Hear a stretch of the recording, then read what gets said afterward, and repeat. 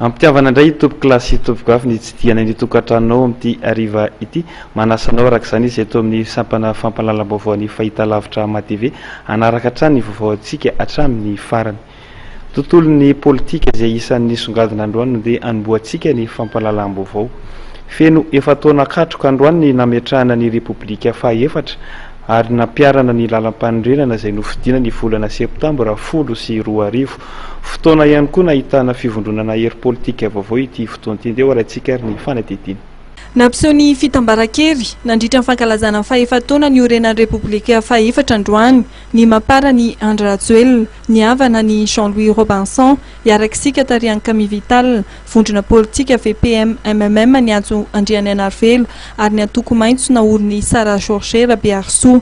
Vondrona izay nanoana kandida nanrotsaka tamin'ny fifidianana filoham-pirenena tamin'ny taona 2024. Ferahana entina navotana ny firenena raha fanazavany Andriamatoa Andry Rajoelina. Somary tohana ary gaga ny tena ankehitriny rehefa hoe na dia zany fankalazana zany ary dia natao andro tsy esana, andro hoentina ankalazana an'izany hoe fanovana fototra tiana najoka eto amin'ny firenena.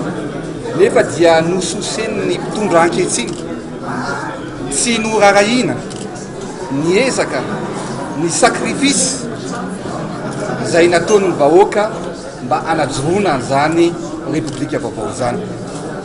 Sahako ny teny sy milaza fa diso fanantenana tanteraka ny vahoaka malagasy ankehitriny.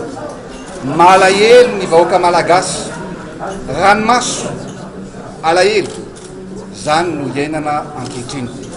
Ka eto dia mahafinaritra anany mahita satria na tsy mitovy ny fomba fijery, na tsy mitovy ny foto-kevitra dia mila mifandray tanana, mila mifanometanana mba hoentina hanavotana an'ity firenena ity. Satria masina loatra ny tanindrazana. Izay ny antony nanaovanay hoe tsy maintsy ankalazaina ny androny 1 Desambra na dia tsy te ankalaza aza ny hafa. Raha Andry Rajoelina ny tsy tiana tsy mampaninina, fa raha ny vahoaka malagasy kosa ny ososeny atao tsinitsinina, tsy ekeko, tsy eketsika ary tsy maintsy mijaotsika. Fampindrona kely tafiditra ny fampihavana-pirenena raha ny hevitra Andriamatoa Jean-Louis Robinson. Mazava be le resaka hoe fampihavana-pirenena, fampihavana-pirenena. Fampihavana-pirenena ngamba tsy hitako ny fampihavana-pirenena ohatran'izao.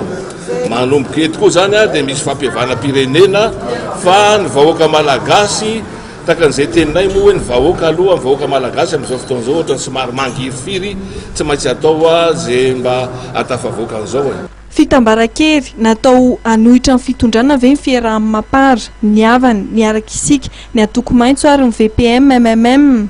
Raha ho anay malagasy, za lehibe ny malagasy miara-miainga tsy mahatsiara hoe nahiliky ny fitondrana zany satria za tsy nanoana nametraka ny fitondrana ka tsy dia mahatsapa an'izany hoe nahilika sa tsy nahilika fa fandraisana andraikitra ho an'ny firenena no ataonay. Ny fanjakana ny tokony mametra-panontaniana angambany hoe iza no manohatra. Za tsy dia manana eritreritra ny anohatra izay tombotsoam-bahoaka zany fa rehefa ohatra hoe tombotsoan'ny vahoaka dia manohana azy fa na iza kosa aloha mandeha amin'ny tsy tombotsoan'ny vahoaka dia manohatra an'izay kosa na mpitondra izy na tsy mpitondra. Ny antoko maitso dia mitaka ny fanajana ny lalam-panorenana raha toka ny hery efatra iarahan'ny Andry Rajoelina, Jean-Louis Robinson, Camille Vital ary ajo Andriana Narvelo dia efa namoaka fanambarana ny raisana. Ao anatin'ny fanambarana iraisana navoakan'izy ireo nanankianan'izy ireo ny gouvernement tamperinasa amin'izao fotoana izao. Anisan'ny voakiana ao anatin'izany lalàna feno teti-bola 2024. Manaitra ny androm-panjakana mpanantanteraka izy ireo anisy fanovana tao anatin'ny fotoana fohy lalàna feno teti-bola-panjakana 2024. No amafisiny Général Camille Vital izay hevitra iraisan'izay androany. Sosikevitra ho izy ianao izay fanambarana taonay dia mbola tazominay hatramin'izao. Satria araka ilay tenin'ny fanaovanay tamin'izay dia ilay hoe tombontsoam-bahoaka ny jerena. Ary nahatonga an'iny zavatra iny angamba betsaka nahalala n'iny loi de finance 2015 iny izay somary nisy olana kely. Tsy hiverina amin'iny ny tenanay fa reny moa ny vokany. Ka mbola tazominay hevitra iny satria nenay tombotsoam-pirenena, tombotsoam-bahoaka no jerenay. Ary izay mahatonga anay miaraka amin'izao fotoana izao. Satria efa nifanatina zay araka ny tenen'ny président Robinson teo, efa nifampiresaka, efa nifamela Mitaky ihany koa ny anoloanan'ny senita ireto antoko efatra nanambatra ery ireto ary ho azy ireo dia tokony voameram-pifidianana mahaleo tena ny manatanteraka amin'ny fifidianana. Teny amin'ny foiben'ny antoko TGV teny Ambodivonana nanatanterahan'ny Piaradia amin'ny andro Rajoelina ny fankalazana ny tsingeritaona faha-efatra ny Repoblika faha-efatra.